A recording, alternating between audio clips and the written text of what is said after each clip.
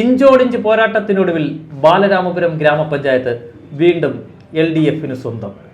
വീറും വാശിയുമേറിയ പോരാട്ടത്തിനൊടുവിൽ ബാലരാമപുരം ഗ്രാമപഞ്ചായത്ത് ഇനി LDF ഭരിക്കും.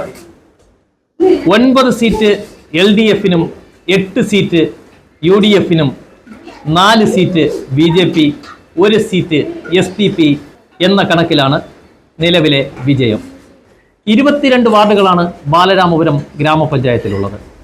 ബാലരാമപുരം നല്ല ഭൂരിപക്ഷം ഞങ്ങൾക്ക് ലഭിച്ചിട്ടുണ്ട്. ഞങ്ങൾ തുടർ ഭരണം ഉറപ്പാക്കി ഞങ്ങൾ വീണ്ടും പഞ്ചായത്തിൻ്റെ ഭരണത്തിലേക്ക് ഞങ്ങൾ വന്നിട്ടുണ്ട്. ഇവിടെ നമ്മുടെ ബാലരാമപുരം ഗ്രാമപഞ്ചായത്തിലെ 22 വാർഡുകളിലും LDFിൻ്റെ പ്രവർത്തകർ, സാധാരണക്കാർ, പാവപ്പെട്ടവർ, പണിയെടുക്കുന്നവർ എല്ലാവരും ഒറ്റക്കെട്ടായാണ് ഞങ്ങളെ സഹായിച്ചത്.